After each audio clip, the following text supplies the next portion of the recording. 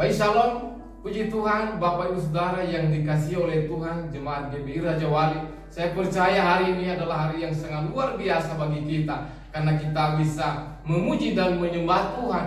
Dan saya percaya juga kita ada di dalam sukacita oleh karena Yesus yang telah bangkit bagi kita. Dan untuk itu sebelum kita merenungkan firman Tuhan pada siang hari ini, mari kita bersatu di dalam doa. Bapa kami yang di surga, terima kasih, kami bersyukur karena Engkau mengasihi hidup kami, karena Engkau begitu baik bagi kami. Dan kami bersyukur kalau kami bisa beribadah di tempat ini untuk memuji dan memuliakan, meninggikan nama-Mu. Terima kasih Bapa. Dan bila juga sebentar lagi kami akan merenungkan sebagian daripada firman Tuhan, berbicaralah kepada kami. Bila firman pada siang hari ini menguatkan kami, bila firman-Mu itu bisa tertanam di dalam kehidupan kami, bertumbuh dan berakar di dalam kehidupan kami. Terima kasih Bapa, Roh yang kudus yang memimpin kami, tapi juga hamba-Mu yang akan menyampaikan firman. Urapi Bapa dari ujung kepala sampai dengan ujung kaki, sehingga semua apa yang kami sampaikan itu semua bersumber dari Bapa dan menjadi berkat bagi kami semuanya. Terima kasih Bapa, terpujilah Engkau. Dalam nama Tuhan kami Yesus Kristus kami sudah berdoa dan mengucap syukur kepada Bapa di surga. Kita yang percaya sama-sama katakan amin. Puji nama Tuhan. Pada siang hari ini sebagai firman Tuhan bagi kita, kita ambil di dalam Yohanes pasal yang ke-20 ayat yang ke-19 sampai dengan ayatnya yang ke-23. Yohanes pasal yang ke-20 ayat yang ke-19 sampai dengan ayatnya yang ke-23 berhubung karena saat ini kita dalam suasana merayakan kebangkitan Tuhan kita Yesus Kristus, maka judul daripada perikop ini yaitu Yesus menampakkan diri kepada murid-muridnya. Ayatnya yang ke-19, ketika hari sudah malam pada hari pertama minggu itu, berkumpullah murid-murid Yesus di suatu tempat dengan pintu-pintu yang terkunci, karena mereka takut kepada orang-orang Yahudi pada waktu itu. Datanglah Yesus dan berdiri di tengah-tengah mereka dan berkata, damai sejahtera bagi kamu. Ayatnya yang ke-20, dan sesudah berkata demikian, Ia menunjukkan tangannya dan lambungnya kepada mereka. Murid-murid itu bersuka cita ketika mereka melihat Tuhan. Ayat yang ke-21, maka kata Yesus sekali lagi, damai sejahtera bagi kamu. Sama seperti Bapa mengutus aku, demikian juga sekarang aku mengutus kamu. Dan sesudah berkata demikian, Ia mengembusi mereka dan berkata, terimalah Roh Kudus. Ayatnya yang ke-23, jikalau kamu mengampuni dosa orang, dosanya diampuni. Dan jikalau kamu menyatakan dosa orang tetap ada, dosanya tetap ada. Puji nama Tuhan. Tema firman Tuhan kepada kita pada siang hari ini yaitu hidup bersama dengan Yesus yang bangkit. Sekali lagi, temanya hidup bersama dengan Yesus yang bangkit. Nah, Bapak Ibu Saudara yang dikasihi oleh Tuhan, ada kata-kata bijak orang tua dulu yang masih kita ingat, mengatakan kalau kita bersama dengan orang pintar, maka kita juga pintar. Kalau kita bersama dengan orang bodoh, maka kita juga bodoh. Nah, oleh karena itu sebagaimana tema hidup bersama dengan Yesus, artinya kalau kita hidup bersama dengan Yesus, maka kita bisa mengalami perkara-perkara yang besar, bisa kita lakukan perkara-perkara yang besar di dalam kehidupan kita. Nah, oleh karena itu Bapak Ibu Saudara yang dikasihi oleh Tuhan, dalam pembacaan firman Tuhan tadi di dalam Yohanes pasalnya yang ke-20 ayat yang ke-19 sampai dengan 23, maka ada 4 hal yang harus kita ketahui bagaimana hidup bersama dengan Yesus yang telah bangkit. 4 hal yang harus kita ketahui bagaimana hidup bersama dengan Yesus yang bangkit. Yang pertama yaitu hidup dalam damai sejahtera. Mari kita baca di dalam ayatnya yang ke-19. Dikatakan di situ, ketika hari sudah malam pada hari pertama minggu itu, berkumpullah murid-murid Yesus di suatu tempat dengan pintu-pintu yang terkunci, karena mereka takut kepada orang-orang Yahudi. Pada waktu itu datanglah Yesus dan berdiri di tengah-tengah mereka dan berkata, damai sejahtera bagi kamu. Nah, Bapak Ibu Saudara yang dikasihi oleh Tuhan, artinya bahwa di tengah-tengah ketakutan, di tengah-tengah kesukaran, di tengah-tengah kesulitan, bagi murid-murid yang mengasihi, bagi murid-murid yang hidup bersama dengan Yesus, maka firman Tuhan menjelaskan bagi kita bahwa Yesus datang di tengah-tengah mereka. Dan dikatakan di situ dia menyatakan diri kepada murid-muridnya pada saat itu. Dan apa yang dikatakan Yesus di situ? Damai sejahtera bagi kamu semuanya. Nah, Bapak Ibu Saudara yang dikasihi oleh Tuhan, kalau kita hidup bersama dengan Yesus yang telah bangkit, maka hidup kita dipenuhi oleh damai sejahtera, seperti apa yang dialami oleh murid-muridnya pada saat itu. Nah, ada damai, ada sukacita, ada kekuatan, ada ketenangan, sekalipun kita di dalam kesukaran, sekalipun kita di dalam kesulitan, di dalam masalah persoalan yang kita hadapi saat ini, Bapak Ibu Saudara yang dikasihi oleh Tuhan. Tetapi karena kita bersama dengan Yesus yang hidup, maka Yesus hadir di tengah-tengah kita. Yesus hadir di tengah-tengah kita semua, dan dia menyatakan kasih, dia menyatakan kuasa dan kemuliaannya di dalam kehidupan kita. Nah, Bapak Ibu Saudara yang dikasihi oleh Tuhan, apa yang menjadi pergumulan kita saat ini? Apa yang menjadi persoalan hidup kita saat ini? Terlebih saat ini kita ada di dalam dunia, di mana dunia saat ini sedang mengalami yang namanya kesukaran, yaitu yang namanya virus. Ya, virus corona ini, Bapak Ibu. Dan kita melihat di mana-mana ya, bahwa banyak orang yang mengalami yang namanya ketakutan, kegelisahan, keputusasaan. Banyak orang yang mengalami yang namanya kehilangan namanya pekerjaan, Bapak Ibu Saudara yang dikasihi oleh Tuhan. Nah, akibatnya banyak orang yang mengalami keputusasaan. Banyak orang yang mengalami yang namanya kekhawatiran. Dan ini bukan rahasia lagi.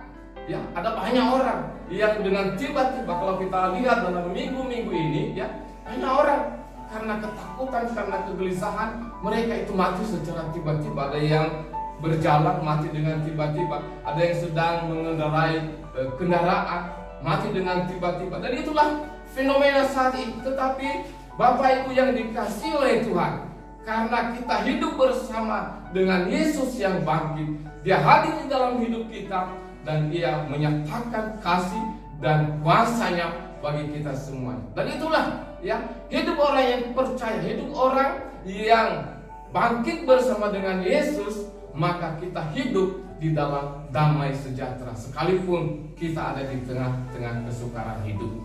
Nah, itu yang pertama, bagaimana hidup orang yang hidupnya bersama dengan Yesus yang telah bangkit, maka kita memiliki hidup yang penuh dengan damai. Ada shalom, ada sukacita, ada ketenangan, dan ada kekuatan yang baru.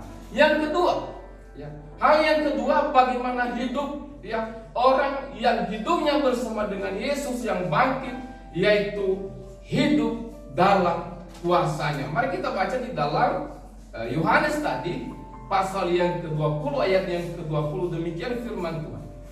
Dan sesudah berkata demikian, ia menunjukkan tangannya dan lambungnya kepada mereka. Murid-murid itu bersukacita karena mereka melihat dia, Bapak Ibu Saudara yang dikasihi oleh Tuhan. Artinya bahwa tangannya yang berlubang, ya, lambungnya yang berlubang dengan tombak, membuktikan bahwa segala sesuatu yang diperbuat oleh manusia, yang diperbuat oleh dunia, bahkan yang diperbuat oleh iblis sekalipun, tidak dapat menghalangi kuasanya bagi kita.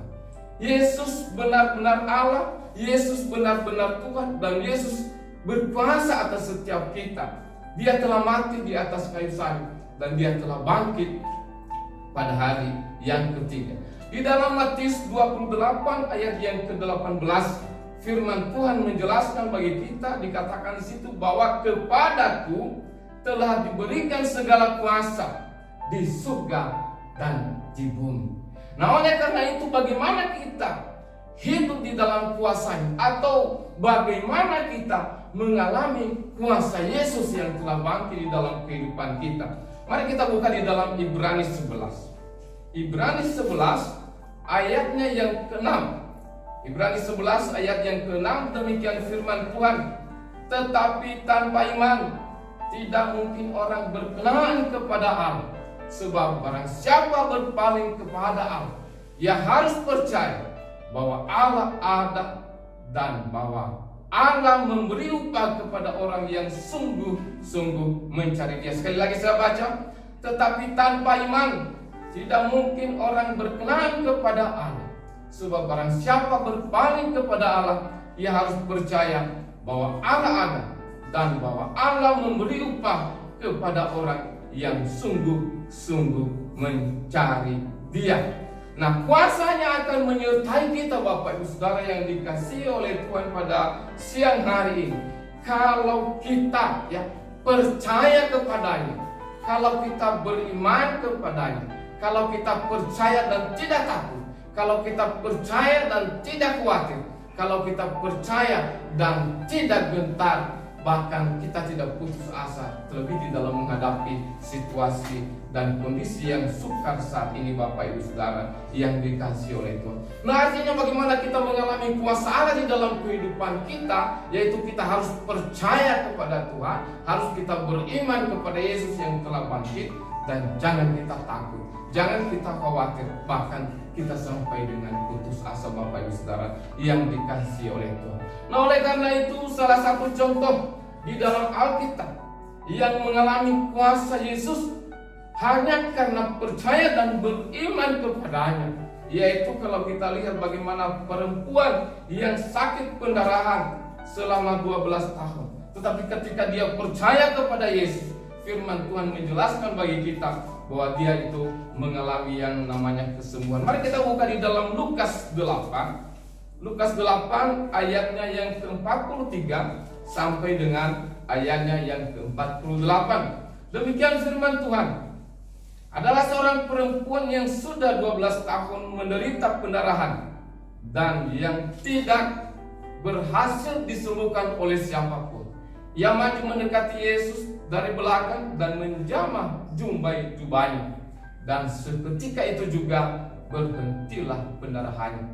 Lalu kata Yesus, siapa yang menjamah aku? Dan karena tidak ada yang mengakuinya, berkatalah Petrus, Guru, orang banyak mengerumuni dan mendesak engkau. Tetapi Yesus berkata, ada seorang yang menjamah aku, sebab aku merasa ada kuasa keluar dari diriku. Ketika perempuan itu melihat bahwa perbuatannya itu ketahuan, ia datang dengan gemetar, tersungkur di depannya, dan menceritakan kepada orang banyak apa sebabnya ia menjamah dia, dan bahwa ia seketika itu juga menjadi sembuh. Ayatnya yang ke-48. Maka katanya, yaitu kata Yesus kepada perempuan itu, hai anakku, imanmu telah menyelamatkan engkau, pergilah dengan selamat. Artinya bahwa kita mengalami kuasa Allah dalam kehidupan kita kalau kita percaya dan tidak takut. Kita menerima dan mengalami kuasa Allah dalam kehidupan kita kalau kita percaya dan tidak putus asa. Hal yang ketiga Bapak Ibu Saudara yang dikasihi oleh Tuhan, hidup bersama dengan Yesus yang bangkit, yaitu harus memberitakan Injil. Nah, itu yang ketiga. Di ayatnya yang ke-21 dikatakan, maka kata Yesus sekali lagi, damai sejahtera bagimu, sama seperti Bapa mengutus aku, demikian juga sekarang aku mengutus kamu. Nah, ini yang ketiga, harus memberitakan Injil, harus melakukan perintah Tuhan, yaitu harus kita memberitakan firman-Nya, memberitakan Injil. Nah, jadi bagaimana kita saat ini Bapak Ibu Saudara, ya, memberitakan Injil, bagaimana kita melakukan yang namanya perintah Tuhan ini, ya, minimal dalam keadaan situasi kondisi saat ini, ya, kita harus menjadikan hidup kita itu menjadi berkat bagi orang lain, ya. Kita harus menjadikan hidup kita ini menjadi berkat bagi lingkungan kita, ya, menguatkan orang lain. Jangan kita menjadi batu sandungan bagi orang lain karena situasi yang sangat sukar pada saat ini. Kalau bisa kita mendoakan mereka, kita mendoakan dunia yang saat ini yang sedang dilanda oleh virus corona. Kita harus mendoakan bangsa kita supaya bangsa kita dipulihkan, supaya virus ini segera dilenyapkan dari bangsa kita. Dan kita mendoakan supaya lewat semua peristiwa ini, maka ada banyak orang yang takut akan Tuhan. Hal yang keempat, ya, hidup bersama dengan Yesus yang bangkit, yaitu hidup yang dipenuhi dan dituntut oleh Roh Kudus. Sekali lagi hal yang keempat, hidup bersama dengan Yesus yang bangkit, yaitu hidup yang dipenuhi dan dituntut oleh Roh Kudus. Ayatnya yang ke-21, demikian firman Tuhan. Maka kata Yesus sekali lagi, damai sejahtera bagi kamu, sama seperti Bapa mengutus aku, demikian juga sekarang aku mengutus kamu. Ayat yang ke-22. Dan sesudah berkata demikian, ia mengembusi mereka dan berkata, terimalah Roh Kudus. Artinya bahwa kalau kita hidup bersama dengan Yesus yang bangkit, maka kita hidup dipimpin oleh Roh Kudus. Nah, kalau kita hidup dipimpin oleh Roh Kudus, maka kalau kita baca di dalam Kisah Para Rasul pasal yang pertama ayat yang ke-8 dikatakan situ, kalau kamu akan menerima kuasa kalau Roh Kudus turun ke atas kamu, dan kamu akan menjadi saksiku ke Yudea, Samaria, dan sampai ke ujung bumi. Artinya bahwa kita diberikan kuasa karena Roh Kudus sudah turun atas kita untuk menjadi alat di tangannya untuk memberitakan Injil. Dan hal yang kedua, hidup yang dipenuhi oleh Roh Kudus, kalau kita baca di dalam Roma 8 ayat yang ke-14, mari kita buka yang terakhir, Roma 8 ayat yang ke-18. Roma 8 ayat yang ke-14. Kita buka dalam Roma 8 ayatnya yang ke-14 sampai dengan 15 dikatakan, semua orang yang dipimpin Roh Allah adalah anak Allah. Sebab kamu tidak menerima roh perbudakan yang membuat kamu menjadi takut lagi, tetapi kamu telah menerima roh yang menjadikan kamu anak Allah. Oleh roh itu kita berseru, ya Aba, ya Bapa. Artinya bahwa hidup yang dipimpin oleh Roh Kudus, yaitu menolong kita untuk menjalani hidup bersama dengan Tuhan. Nah, Bapak Ibu Saudara yang dikasihi oleh Tuhan, dikatakan tadi, kita ini adalah anak-anak Allah. Berhak kita minta apa saja kepada Bapa kita. Pasti apapun yang kita minta dalam firman Tuhan, Tuhan akan memberikan itu bagi kita. Karena kenapa? Karena kita hidup bersama dengan Yesus yang telah bangkit. Nah, Bapak Ibu Saudara yang dikasihi oleh Tuhan, demikianlah 4 hal ini bagaimana hidup bersama dengan Yesus yang telah bangkit. Yang pertama tadi, bahwa kita hidup di dalam damai sejahtera. Dan yang kedua Bapak Ibu Saudara, yaitu kita hidup di dalam kuasa-Nya. Kita mengalami yang namanya kuasa Tuhan seandainya atau jika kita percaya dan tidak takut, jika kita beriman dan tidak bimbang, tidak khawatir dan tidak putus asa dalam kehidupan kita. Apapun yang menjadi masalah kita, apapun yang menjadi persoalan hidup kita pada saat ini, kalau kita hidup bersama dengan Tuhan, maka Allah hadir di dalam kehidupan kita, Allah hadir di dalam keluarga kita, Allah hadir di dalam pekerjaan kita. Artinya bahwa setiap kita yang sakit pasti disembuhkan oleh Tuhan. Setiap kita yang putus asa saat ini, kita akan diberikan pengharapan yang baru. Kalau tidak punya jalan bagi manusia, Tuhan selalu membuka jalan bagi kita. Demikian firman Tuhan pada siang hari ini. Kiranya Tuhan memberkati kita semuanya. Mari kita berdoa. Bapa kami yang di surga, terima kasih pada siang hari ini. Kami sudah mendengarkan sebagian daripada firman. Tuhan, terima kasih bahwa Engkau adalah benar-benar Allah. Engkau adalah benar-benar Tuhan yang berkuasa, baik di langit dan di bumi. Dan kami hidup di dalam Engkau, Yesus yang telah bangkit. Maka Engkau akan memberikan kami damai sejahtera. Dan kami percaya juga bahwa kuasa-Mu itu akan kami alami di dalam kehidupan kami. Kami rasakan di dalam setiap kehidupan kami. Kami mengalami mukjizat yang daripada-Mu. Apa yang menjadi persoalan, apa yang menjadi pergumulan hidup kami, terlebih jemaat GBI Raja Wali pada siang hari, kami percaya adalah Yesus yang hadir di tengah-tengah kami dan memulihkan setiap kami. Terima kasih Bapa. Kami sungguh bangga kami punya Allah seperti Engkau, Allah yang hidup bagi kami dari awal sampai akhir. Engkau adalah Alfa dan Omega. Engkaulah yang menciptakan langit dan bumi. Dan kami bersyukur atas semuanya itu. Terima kasih Bapa, kami memuji Engkau. Kami memuji kebesaran dalam nama Tuhan kami Yesus Kristus. Kami sudah berdoa dan mengucap syukur kepada Bapa di surga. Semua kita yang percaya sama-sama katakan amin.